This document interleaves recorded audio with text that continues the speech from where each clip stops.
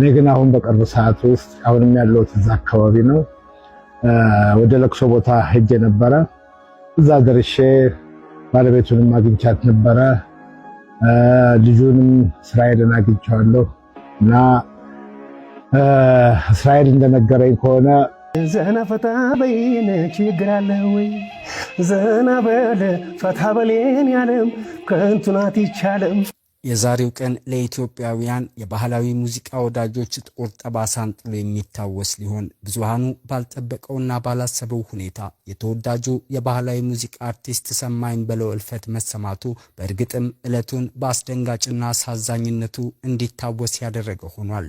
በአገራችን የባህላዊ ሙዚቃ የዘመን ታሪክ ውስጥ ባህል ራሷን በአደባባይ ለመግለጥ የለዛዋን ሜሮን ከቀባቻቸው ወርቃማ ድምፃውያን መካከል አንዱ የነበረውና በበርካታ የባህላዊ ሙዚቃ ስራዎቹ በብዙሃኑ ልብ ውስጥ ስሙ በደማቅ የጥበብ ቀለም የተጻፈው አርቲስት ሰማኝ በለው በዛሬው ዕለት ሕይወቱ እንዳለፈ መሰማቱን ተከትሎ በርካቶችን ለድንጋጤ መዳረጉም እውን ከሆነ ሰዓታቶች ተቆጥሯል። ሞታይ ምሬ ሞታይ ቀሬ የሰማንያዎቹና የዘጠናዎቹ ትውልድ ድምቀትና ተወዳጅ የሆነው ሰማኝ ቤት ገብቶ እሱም መጣው ደርሶት ዛሬ ህልፈተ ሕይወቱ ተሰምቷል። ጉራማይሌ ሚዲያም ይህንኑ የአርቲስት ሰማኝ በለውን ህልፈት ተከትሎ የተሰማትን ሐዘን እየገለጸችና ለወዳጅ ዘመዶቹም መጽናናትን እየተመኘች እንሆ በዛሬው ልዩ መሰናዷ የአርቲስቱን ህልፈት ተከትሎ እንዴትና በምን ምክንያት እንዲህ በድንገት ሕይወቱ ሊያልፍ ቻለ፣ ከመሞቱ ጥቂት ሰዓታቶች በፊት የነበረው እውነታስ ምን ይመስል ነበር የሚሉትን ጉዳዮች ከታማኝ የመረጃ ምንጮቹ አጠናቅራ ልታስደምጣችሁ ወዳለችና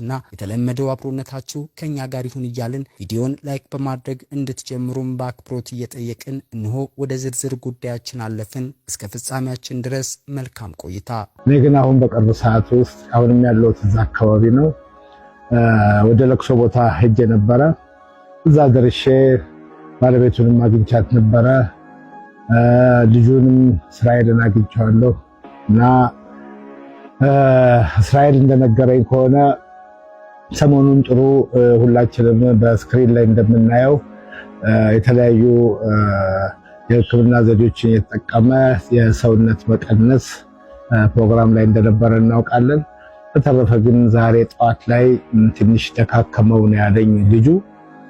ደካከመውና እኔን ጠሩኝ። ከዛ ከሌላኛው ወንድሜ ጋር ሆኜ ወደ ሆስፒታል ይዘነው ስንሄድ በቃ እየሄድን እያለ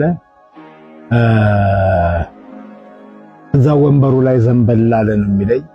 ከዛ በኋላ ግን እዛው በፍጥነት ሆስፒታል ሐኪም ቤት ከደረሱ በኋላ እዛው ሐኪም ቤት ይዘውት እንደገቡ ወዲያው ነው፣ ብዙም አልቆየ፣ ወዲያው ነው ያለፈው ማለት ነው ሰሜና። በጣም ነው የሚያሳዝነው። ይሄው ነው እንግዲህ የነበረው ሁኔታ ዛሬ ጠዋት። አሁን ግን ወደዚህ ወደ ሐዘን ቤቱ እንደሄድኩኝ የአካባቢው ህብረተሰብ ተሰብስቦ የራሱ እዛው ሰፈር ውስጥ የተቋቋመ ትልቅ እድር ሁሉን ነገር እያደረጉ ነው። ቀብሩም ነገ እንደሆነ ተረድቻለሁ። ሰዓቱም 9 ሰዓት ነው። ምናልባት ሰዓት የመለወጥ ነገር ሊመጣ ይችላል። ምክንያቱም ከመንገድ የሚገቡ ሰዎች እንዳሉ ሰምቻለሁ። ምናልባት በዚህ ምክንያት ካልተለወጠ በስተቀረ የቀብሩም ስነ ስርዓት 9 ሰዓት በቦሌ በቡልቡላ መድኃኔዓለም 9 ሰዓት ላይ እንደሚፈጸም ነው ያለኝ መረጃ፣ ነገ ማለት ነው። እንግዲህ በዚሁ መጽናናቱን ለቤተሰቡም ለህዝቡም ይስጥልን፣ በቃችሁ ይበለን። እውነት ሞት በዝቶብናል። ዝነኞችም በብዙ ስፍራዎች ላይ ሞት በዝቷል። አሁንም እግዚአብሔር በቃችሁ ይበለን። በጣም ያሳዝናል። ሰሜ ብዙ ስራዎችን እየሰራ እንደነበር አውቃለሁ። የሰራቸውን ስራዎች ሁሉ አሰምቶኛል። ሰሞኑን ስንደዋወል ነበር፣ እንስቃለን፣ እንጫወታለን። ጥርሱንም ተሰርቶ ደውሎልኝ ነበረ። እንግዲህ ሳቅ ከኔ በላይ አትስቅም እያለ ይቀልድ ነበር እና በጣም ነው የሚያሳዝነው። ከዚህ በኋላ የሚሆነውን እየተከታተልኩ አደርሳችኋለሁ።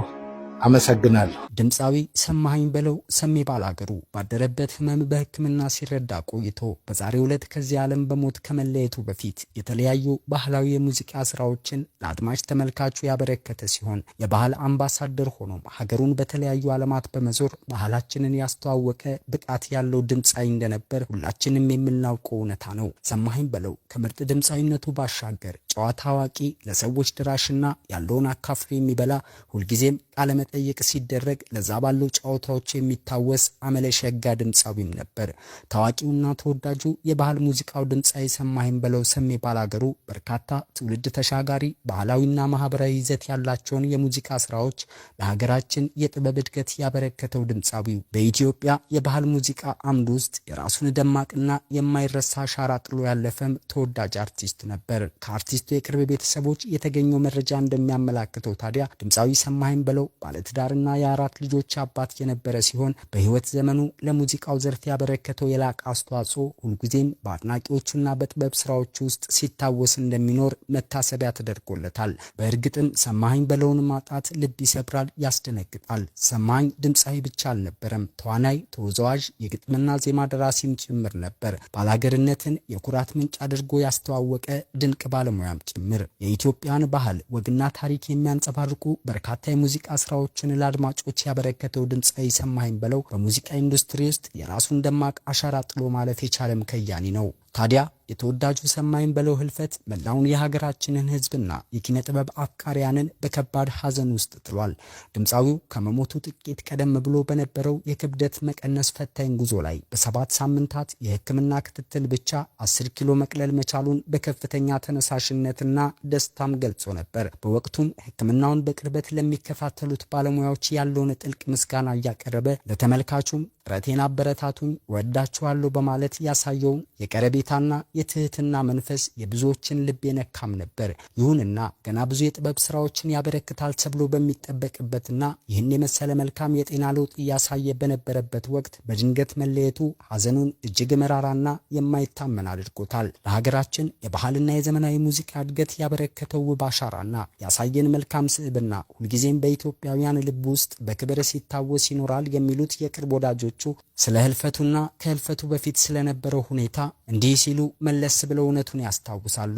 ምናልባትም ከሰማኸኝ በለው ህልፈት ጋር ተያይዞ ለሞት የዳረጉት ዋነኛ እውነቶች ክብደቱን በፍጥነት ለመቀነስ የሞከሩት የጤና ባለሙያዎች ጭምር እንደሆኑ እየተነገረ ይገኛል። በአሁኑ ሰዓት በማህበራዊ ሚዲያና በተለያዩ የመገናኛ ብዙሃን እየተስፋፉ ያሉ በሳምንት ውስጥ 2 እና ከዚያ በላይ ኪሎግራም እንደሚቀንሱ የሚሰብኩ አካላት ሳይንሳዊ መሰረት የሌላቸውና የሰው ልጅ ጤና ለአደጋ የሚዳርጉ ወንጀለኞች ናቸው ይላሉ እኚሁ የቅርብ ምንጮቻችን። ይህ ድርጊት እንደ ጤናማ የክብደት መቀነስ ሳይሆን የሰዎችን ተስፋና ፍላጎት ተጠቅመው የሚፈጸም የኢኮኖሚ ዘረፋና የጤና አደጋም ስለመሆኑ ይነሳል። የሰውነት አሰራርን መጣስ፣ ሳይንሳዊ በሆነ መንገድ ጤናማ ክብደትን መቀነስ በሳምንት ከ0.5 እስከ 1 ኪሎ ግራም ብቻ መሆን አለበት የሚል ሲሆን ከዚህ በላይ በፍጥነት የሚደረግ ክብደት መቀነስ ግን የሰውነትን ሜታቦሊዝም፣ የልብ ምትና የኩላሊት አሰራር ላይ ከባድ ጉዳት ያደርሳል። በጤና ባለሙያ ስም ቀርበው ተገቢውን የምርመራ ሂደትና የክትትል ስርዓት ሳይከተሉ ያልተረጋገጡ መድኃኒቶችን ወይም አመጋገብን መጫንም ቀጥተኛ የህክምና ስህተት እንዲፈጠር ያደርጋል ተብሏል። እነዚህ የፈጠራ ስልቶች የሰውነትን የኤሌክትሮላይት መጠን በማዛባት ድንገተኛ የልብ ድካም፣ የውስጥ አካላት መዛባትና የረጅም ጊዜ የሰደደ የጤና እክሎችን ሊያስከትሉም እንደሚችሉ የጤና ባለሙያዎች ይናገራሉ። የህግ አካላትና የጤና ቁጥጥር ተቋማት እንደዚህ አይነት መሰል የማጭበርበር ስራዎችን የሚሰሩ ሌቦችንና አሳማኝ ያልሆነ የህክምና ስልት የሚከተሉትን አካላት በቁርጠኝነት መቆጣጠር ይገባቸዋል የሚሉት የመረጃ ምንጮቻችን እነዚሁ አካላት በፈጸሙት ማጭበርበርና በሰው ጤና ላይ ባደረሱት ጉዳት በወንጀለኛ መቅጫ ህግ መሰረት ለፍርድ መቅረብ እንዳለባቸውም ያስታውሳሉ። የስራ ፍቃድን መከለስ፣ ተገቢው የህክምና እውቅና የሌላቸውን ተቋማት እስከ ወዲያኛው መዝጋትና ፍቃድ ያላቸውም ቢሆኑ ከሙያ ስነ ምግባር ውጭ በመንቀሳቀሳቸው ፍቃዳቸው ሊሰረዝ ይገባልም ሲሉ ይደመጣሉ። ህብረተሰቡ እንደዚህ አይነት አጭበርባሪዎችን እንዲጠነቀቅ ማድረግ አስፈላጊ መሆኑን የሚያነሱት እኛው አካላት ሰማኸኝ በለውም በዚህ መንገድ ውፍረቱን ለመቀነስ ባደረገው የህክምና ክትትል አሊያም ከነዚህ ሰዎች ጋር በነበረው ግንኙነት ህይወቱ እንዳለፈም እየተነገረ ይገኛል። በእርግጥም ሰማኸኝ በለው ከነበረበት ከፍተኛ የውፍረት መጠን ለመቀነስ በርካታ ጥረቶችን እያደረገ የነበረ ሲሆን ምናልባትም ህልፈቱ ድንገተኛ ከመሆኑ ባለፈ ከዚህ ጀርባ ሌላ እውነት ስለመኖሩም እየተነገረ ይገኛል። ምክንያቱም ሰማኸኝ በለው የመረጠው መንገድ በትክክለኛና ጤናማ በሆነ መልኩ ውፍረትን መቀነስ ሳይሆን አላስፈላጊ ነገሮችን በማድረግና በጤና ላይ ጉዳት ሊያደርሱ የሚችሉ እውነቶችንም ጭምር በመከተል ለዚሁ አደጋ ስለመጋለጡ ነው እየተነገረ የሚገኘው።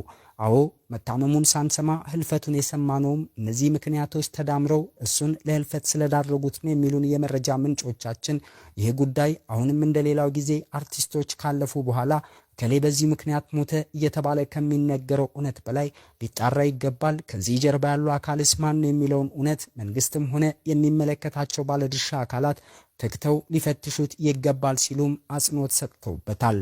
በእርግጥም የታዋቂው ባህላዊ ድምፃዊ ዘፋኝ ሰማኸኝ በለው ማረፍ ዜና እጅግ ልብ የሚነካና ለሀገራችን የሙዚቃ ታሪክ ትልቅ ኪሳራን የጣለ ነው። ላለፉት በርካታ አስርት ዓመታት የኢትዮጵያን ባህል ወግና ታሪክ በዜማዎቹ ጠብቆና አስፋፍቶ የቆየው በቅጽል ስሙ ሰሜ ባላገሩ እየተባለ የሚጠራው አንጋፋው ድምፃዊ ሰማኸኝ በለው በድንገት በገጠመው ህመም በሕክምና ሲረዳ ቆይቶ ዛሬ ሰኔ 8 ቀን 2018 ዓ.ም ከዚህ ዓለም በሞት መለየቱን ቤተሰቦቹ መግለጻቸውን ተከትሎ በርካቶች ጥልቀት ያላቸውን ግሩም ትንታኔዎችንና ሐሳቦችንም በህልፈቱ ዙሪያ እያጋሩ ይገኛሉ።